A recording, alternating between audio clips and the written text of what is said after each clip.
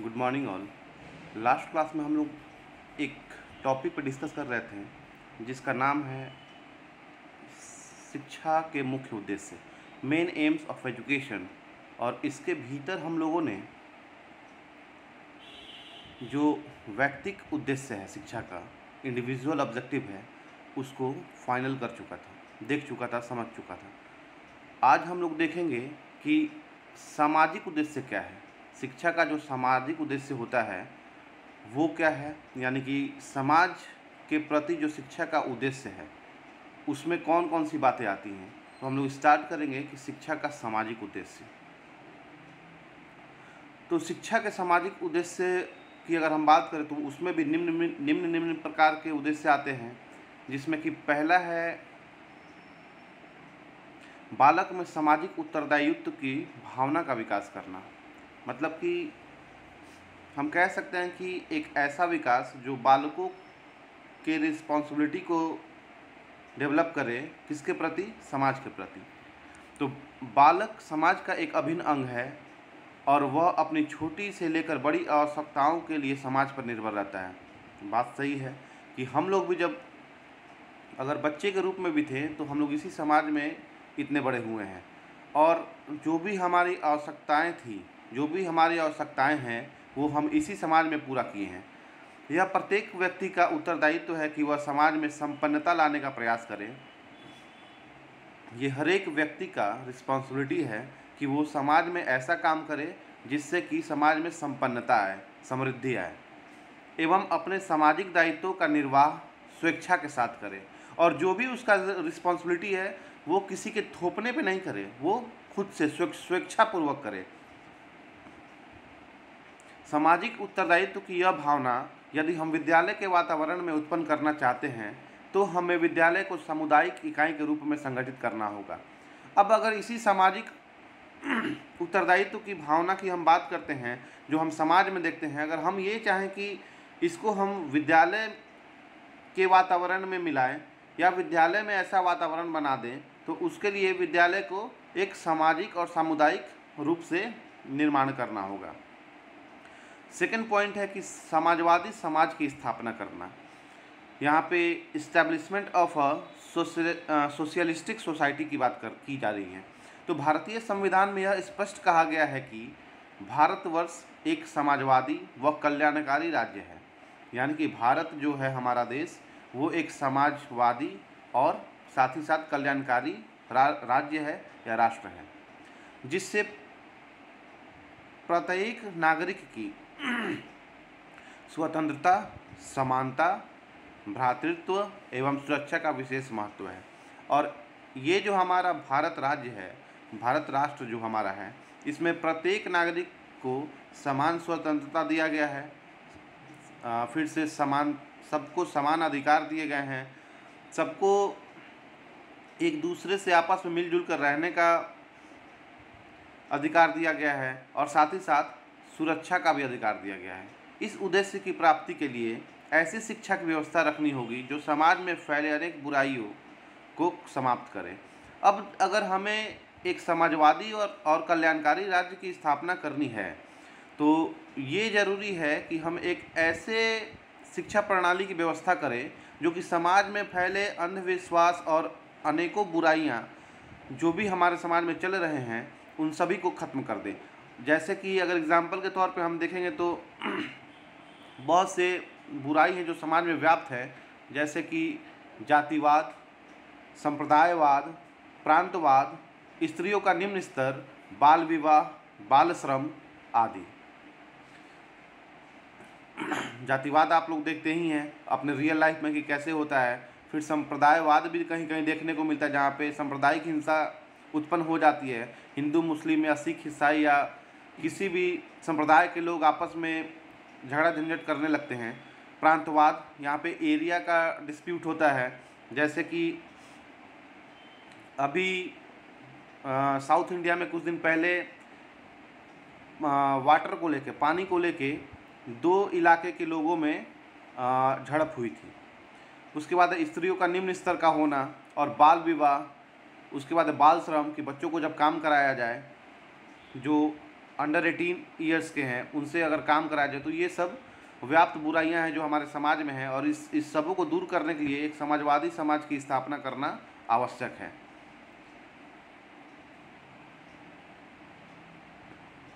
इन सब बुराइयों को दूर करने का सबसे प्रभावशाली माध्यम क्या है? शिक्षा। जनतंत्र की सफलता जनसाधारण के शिक्षित होने पर निर्भर करती है। अब अगर हम पूरे जनतंत्र की बात करें, पूरे जनता की बात करें और अपने देश की बात करें, तो हमारा देश तभी एक सफल देश हो पाएगा जबकि हर एक व्यक्ति शिक्षित हो जाए। अतः जन साक्षरता का कार्यक्रम आयोजित कर सबको शिक्षा के समान अवसर देने की आवश्यकता है। अब यहाँ पे सभी को समान शिक्षा देने की बात कही जा रही है कि इस राष्ट्र में अगर कोई जन्म लिया है तो हर एक उस जन्म लेने वाले को शिक्षा पाने का अधिकार प्राप्त है। थर्ड है कि सामाजिक बुराइयों का अंत करना, एबोलिशन ऑफ सोशल एविल्स। तो भारत में रूढ़िवाद एवं अंधविश्वास के कारण अनेक समस्याएं उत्पन्न हुई हैं। ये भी बात है कि हम जिस समाज में रहते हैं वहाँ पे बहुत सारा रूढ़िवादिता और बहुत सारा अंधविश्वास व्याप्त है, जैसे बाल विवाह, पर्दा प्रथा, विधवा पुनर्विवाह निषेध, स्त्रियों का नीचा स्तर आदि। ये सब जो समस्याएं हैं जो अंधविश्वास के घेरे में आती हैं, इन सबको दूर करने के लिए भी किसका आवश्यकता है? शिक्षा प्राप्त करने का। ये समस्याएं हमेशा राष्ट्रीय प्रगति में बाधक होती हैं। बात सही है कि अगर बाल विवाह होते रहा, पर्दा प्रथा होते रहा, विधवा पुनर्विवाह होते रहा और स्त्रियों का लेवल अगर नीचा रहा, तो हमारा समाज या हमारा देश आने वाले समय में एक विकसित राष्ट्र कभी नहीं बन पाएगा। अतः आज उचित शिक्षा के उद्देश्यों द्वारा ऐसे समाज का पुनर्निर्माण करने की आवश्यकता है कि ये बुराइयां समाप्त हो जाएं। अब उसी फॉर्मेशन की बात की जा रही है कि शिक्षा का ऐसा स्ट्रक्चर हो, शिक्षा का ऐसा उद्देश्य हो और शिक्षा का ऐसा फॉर्मेशन हो जिससे कि उस शिक्षा को लागू करने के बाद हमारे समाज में समाज का पुनर्निर्माण हो और जितनी भी ये अंधविश्वास और बुराइयां और रूढ़िवादिता हमारे समाज में व्याप्त है वो हमारे समाज से कोसों दूर हो जाए, ताकि हमारा देश, हमारा राष्ट्र गौरवान्वित होकर एक विकसित राष्ट्र बनने में सफल हो पाए। फोर्थ है कि सामाजिक उद्देश्य को व्यापक रूप में स्वीकारना, acceptance of social objectives in wider sense. अब यहाँ पे व्यापकता की बात की गई है।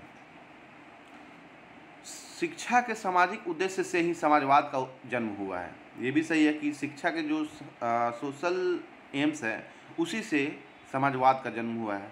हम शिक्षा के सामाजिक उद्देश्य को संकुचित अर्थों अर्थात कट्टर राष्ट्र समाजवाद के रूप में न लेकर व्यापक अर्थ अर्थात प्रजातंत्रात्मक समाजवाद के रूप में स्वीकार करना चाहिए। यानी कि अपने माइंड को नैरो नहीं बना के वाइडर कॉन्सेप्ट में लाना चाहिए और एक डेमोक्रेटिक नेशन का प्रारूप तय करना चाहिए। तो यहाँ पे हम लोग देखेंगे कि अगर हम लोग एक डेमोक्रेटिक सेंस में जा रहे हैं या वाइडर सेंस में जा रहे हैं तो हम शिक्षा से क्या क्या पा सकते हैं।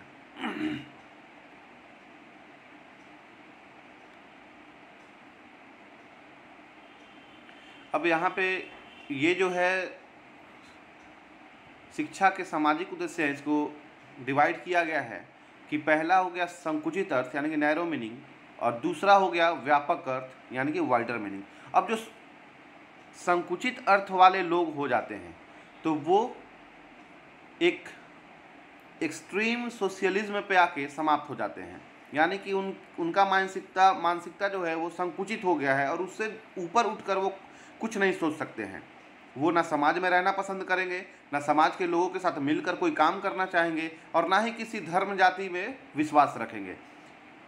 और अगर हम बात करते हैं व्यापक अर्थ की तो वहाँ पे प्रजातंत्रात्मक समाजवाद डेमोक्रेटिक सोशलिज्म की बात आती है कि हमारा मानसिकता व्यापक है और हम कुछ सोच सकते हैं, कुछ समझ सकते हैं।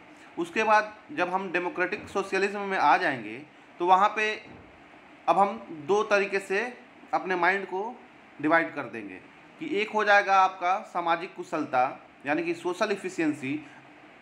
कहने का तात्पर्य है कि समाज में आपको रहने का तरीका, एडजस्टमेंट, समाज के साथ मिलकर चलने का तरीका, वो सब चीज़ें आपके भीतर आ जाएंगी। और एक हो जाएगा नागरिकता, सिटीजनशिप। अब जब आपके अंदर सोशल इफ़िशियंसी आ जाएगी और सिटीजनशिप की भावना आ जाएगी, मतलब नागरिक आप हैं इस देश के, तो आपका रिस्पॉन्सिबिलिटी बनता है कि आप इस देश के लिए कुछ करें। या कह सकते हैं कि सोशल इफ़िशियंसी की अगर बात हो तो ये आपका कर्तव्य बनता है कि आप इस देश के लिए कुछ सोच रहे हैं, कुछ करना चाह रहे हैं। अब जब आपके भीतर सोशल इफ़िशियंसी आ जाएगी तो जाहिर सी बात है इस समाज में आप हैं तो आपके भीतर आर्थिक कुशलता की भी डेवलपमेंट होगी और साथ ही साथ पॉजिटिव मोरालिटी, एक सकारात्मक सोच की भावना आपके भीतर जागृत होगी। तो इस तरीके से हम लोगों ने एक डायग्राम को देखा जो शिक्षा के सामाजिक उद्देश्य को बहुत ही अच्छे तरीके से और कम शब्दों में बहुत व्यापक रूप से इसका अर्थ बताता है। और फिफ्थ है कि जन शिक्षा का प्रसार करना, प्रोपगेशन ऑफ मास एजुकेशन। यहाँ पे जन शिक्षा से तात्पर्य है कि जो भी हमारे देश में जनता निवास कर रही है उन सब तक, हर एक व्यक्ति तक शिक्षा को पहुँचाना, उसी की बात यहाँ की जा रही है। तो यदि हम समाज में वास्तव में उन्नति लाना चाहते हैं तो हमें जनसाधारण तक शिक्षा को पहुँचाना होगा। इसके लिए हमें शिक्षा को निःशुल्क एवं सार्वभौमिक बनाना होगा।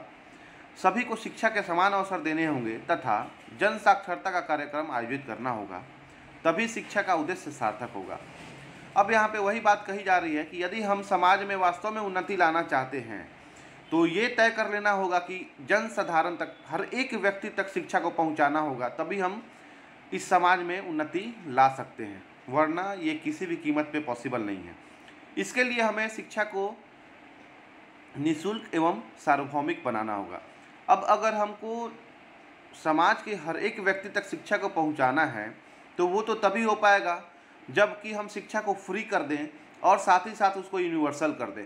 फ्री से क्या होगा कि जो भी लोग शिक्षा लेने में वंचित रह पा रहे हैं अपने आर्थिक संपन्नता नहीं होने के कारण, तो वो शिक्षा से जुड़ जाएंगे। और यूनिवर्सल से तात्पर्य है कि इस देश के हर एक कोने कोने तक शिक्षा को पहुंचाना और शिक्षा का प्रचार प्रसार करना, और सभी को समान अवसर देने होंगे शिक्षा का, तथा जन साक्षरता कार्यक्रम आयोजित करना। और साथ ही साथ यहाँ पे जन साक्षरता की बात की गई है कि जन साक्षरता का कार्यक्रम आयोजित करना, यानी कि एक प्रोग्राम फॉर्मेशन करना जिसमें सबको साक्षर बनाने का कार्य किया जाए, तभी शिक्षा का उद्देश्य सार्थक होगा। तो इस तरीके से हम लोगों ने आज के क्लास में शिक्षा के सामाजिक उद्देश्य को देखा। सोशल ऑब्जेक्टिव ऑफ एजुकेशन क्या है, तो हम लोग दो तरीके के उद्देश्य देख लिए हैं, एक तो इंडिविजुअल और एक सोशल ऑब्जेक्टिव। अब लास्ट क्लास में हम लोग देखेंगे कि राष्ट्र संबंधी उद्देश्य शिक्षा के क्या हैं, एम्स रिलेटेड टू नेशन। अब एक सबसे इम्पॉर्टेंट बात ये है, ये तो क्लास की बात रही, आप लोग अपने जो फ्री समय मिला है कोविड-19 के कारण उसका भरपूर यूटिलाइजेशन कीजिए। क्योंकि अगर आप लोग अपने आप को आज पॉलिश नहीं करेंगे, आज अगर मेहनत नहीं करेंगे, तो कल फिर दिक्कत होने वाला है। फिर वही सीटेट, फिर वही बीटेट और फिर वही एस्टेट हमेशा देते रहेंगे और बाद में यही कहेंगे कि चाह रहा था कि काश हम पढ़ लेते। ऐसा कुछ भावना आएगा जब किसी भी तरीके का कॉम्पिटिटिव एग्ज़ाम नहीं क्रैश हो पाएगा। इसलिए मैं रिक्वेस्ट कर रहा हूँ आप सभी से कि आप लोग अपने समय का यूटिलाइजेशन कीजिए और एक डेट फिक्स कीजिए कि जैसे कि 15 दिन 20 दिन बाद का, मान लीजिए कि अभी तो कोविड-19 का दौर चल रहा है और लॉकडाउन भी लगा हुआ है बिहार में, तो अभी तो एग्ज़ाम लॉकडाउन के पहले होगा नहीं। तो एक आज है 26 मई, आप लोग एक काम कीजिए कि जून तक 15 या 20 जून तक एक टारगेट कीजिए कि इस 15 से 20 जून तक हमको अपना जो भी कोर्स है, जो भी सिलेबस है उसको फाइनल कर लेना है। क्योंकि आप लोग अपने लिए तैयार रहिए, क्योंकि लॉकडाउन ख़त्म होने के बाद ही एग्ज़ाम का यूनिवर्सिटी कुछ ना कुछ नोटिफिकेशन जारी करेगा। तो आप लोग अपने तरफ से तैयार रहिए, ताकि बाद में कोई किसी भी तरीके का पछतावा नहीं हो कि रुपया भी लग गया, समय भी लग गया और हम लोग किसी लायक नहीं हुए। इसलिए ये ज़रूरी है कि आप लोग अपने समय का भरपूर यूटिलाइजेशन कीजिए, ताकि बाद में किसी भी तरीके का पछतावा आप लोगों के भीतर नहीं हो। और कुछ आशा करता हूँ कि आप लोग मेरी बातों को सुन के कुछ ना कुछ अपने आप को ज़रूर देंगे। Thank you.